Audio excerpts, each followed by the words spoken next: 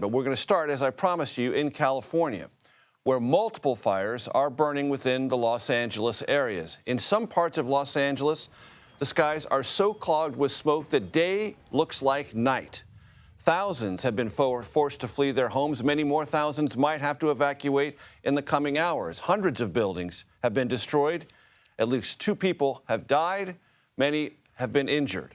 This afternoon, fire officials briefed President Biden on the challenges of these many fires and how to battle them, with heavy winds among one of many problems. President Biden, while there, approved or intends to approve a major disaster declaration to boost the ranks of those on the front lines of these fires. We begin with CBS News correspondent Elise Preston, who joins us from Malibu. Elise, what have you witnessed today? What are you witnessing now? Major, just total devastation. We are on the Pacific Coast Highway. It is smoky right behind me, but if you go down that roadway right there, on both sides, you will see homes just burned to the ground, charred, and there's still embers.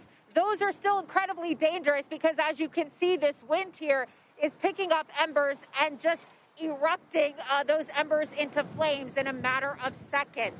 It's a continual stream of homes and businesses that have been destroyed. We're talking about 1,000 homes just from this fire. Keep in mind, though, that there are 4 separate fires burning in Southern California. So a lot of loss right here today. Lisa, I'm glad you mentioned the embers. So for our audience's benefit, the problem with the high winds is that firefighters on the ground, if they try to create a fire break, the embers, propelled by the wind, go over that fire break and land somewhere else and create a new set of flames. Yes, and it is incredible to see. We went back there. It wasn't safe for us to stay. We went back there to try to get a better vantage point for you and some of our other colleagues today. And there were a few embers that were just kind of hanging around on some houses. It looked like the fire was out, but we did see those embers kind of flying down. So we said, okay, let's step back. We don't want to get hurt. But then also, literally a second later, Major, I turned around and there was a huge flame that had just kind of erupted. And that fire kicked up again. And so it is just incredibly hard. These fires are not contained. They're nearly impossible to get under control right now. But firefighters are doing their best efforts. Because of the wind, they have not been able to attack these flames from the air, but we have seen some air support go up in the last hour. So hopefully that'll help them get some things under control. Right, because when the wind is blowing 70, 80, 90 miles an hour, as it has, you can't fly helicopters or aircraft carrying either retardant or water. What is the word from public officials about what people should do and how they should prepare in case the evacuation orders expand? Well, public officials are telling residents to listen to first responders. They're telling them that if a first responder tells you you need to evacuate, you need to evacuate. This fire is consuming so much, and it's so devastating. It tripled in size overnight. This fire is it's just too much, Major. And so they're telling people that you need to listen to first responders. A lot of times we'll cover fires and people say, you know, I want to stay here. I want to stay home. It's not just the structure that they want to stay there for, right? That house, they've worked their entire lives to be in that home. They've built memories, countless memories in that home with their family. So it's hard for a lot of people to leave. And so first responders are telling people, listen, we understand. We have been here before, but if this happens, you need to go. Elise Preston, thank you very much, coming to us from Malibu. We want to take you now to CBS News Los Angeles for more of their continuing coverage of what's happening in and around Los Angeles with the raging wildfires. A woman whose chickens needed to be rescued, and it is amazing to see not just Jasmine, but other neighbors helping neighbors as well. And, you know, this really is a community issue. So Jasmine, thanks for all you're doing. We appreciate that, and we're going to check back in with you in just a little bit. All right, let's go back to our Joy Benedict, who is there in Altadena as well. Joy, you've been going to different homes, trying to inform people if they're still standing. Another tough job there today.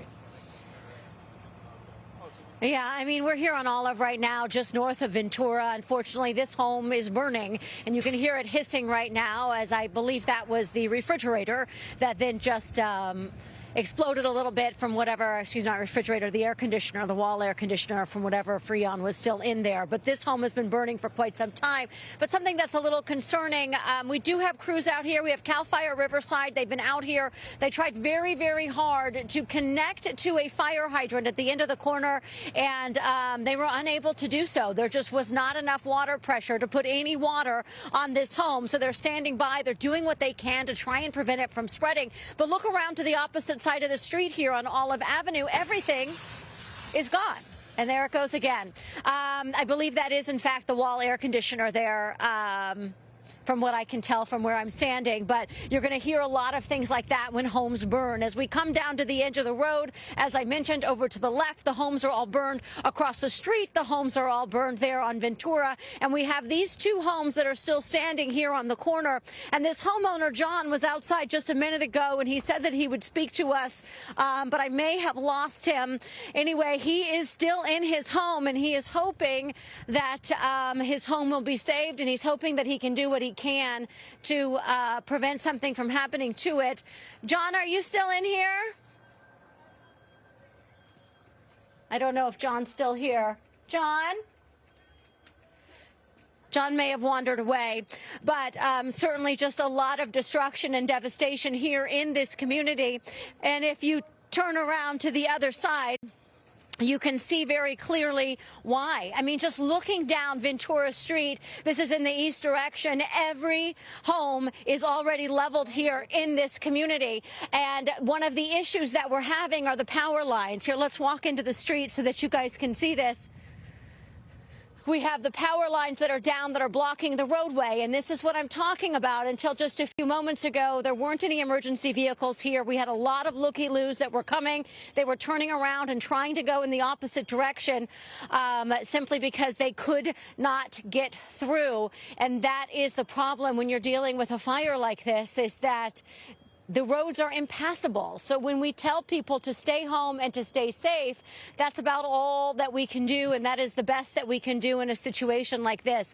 We are getting some more resources here in this community, but when you're dealing with an area that is just so vastly underserved, I guess, with a fire that is this large and a lack of water and a lack of support, there isn't a lot that we can do as we have people simply walking around. And it looks like we do have John over here. I think he's assisting a neighbor whose home is starting to smolder. As we look over here to the left-hand side, this is the big concern. You have one home that's still standing, another one that is down. John, thank you so much for talking to us. I really appreciate it. I know this is your house here on the corner. Have you been here all night? I was here. I went to work and I had to come back for the evacuation. I came back about 3:30 in the morning and evacuated. And from there on, I wet my house as much as we could and just held it down. How is the water pressure? I know you were watching the firefighters struggling. The water pressure is always excellent up here in Altadena, and for whatever reason, in the last couple of hours, it just simmered down. So there's no water pressure. Yeah, I mean, we were watching CAL FIRE trying to get into that hydrant right in front of your home, and they weren't even able to use it. Yes, yes. That has to be hard to watch as a homeowner. That's the case, yes. So, I mean, the fire is now 2 homes up. It has been across the street. It is now coming up behind you. Yes. How much longer are you staying? I've been here all night, and I don't plan to leave yet. So I got a couple of ladders on each side of my roof, and I'm just spraying downward. Why was it important for you to stay and not evacuate? This is my kids' home. All right. Thank you, John. Stay safe, okay? certainly a very tough situation for so many homeowners who are making that decision and trying to figure out exactly what to do in a situation like this. I will say I don't see many homeowners still in their homes, and we have been driving around. We got out here just after 7 o'clock this morning, and we've been going through all these neighborhoods while homes are on fire, and there aren't a lot of homeowners with them. It is mostly just empty space, but it is very encouraging to see the Sheriff's Department out here now.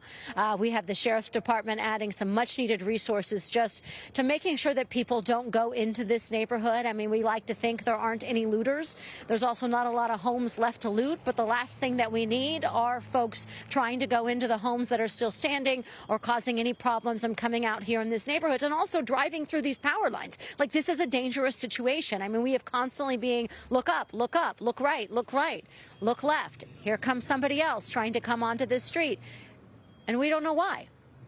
Right? Do they live up here? Do they not live up here? What is their reason for being here? We all know you check on your homes, but this isn't the time. Right now, the time is to get this fire out. So I'll send it back to you guys.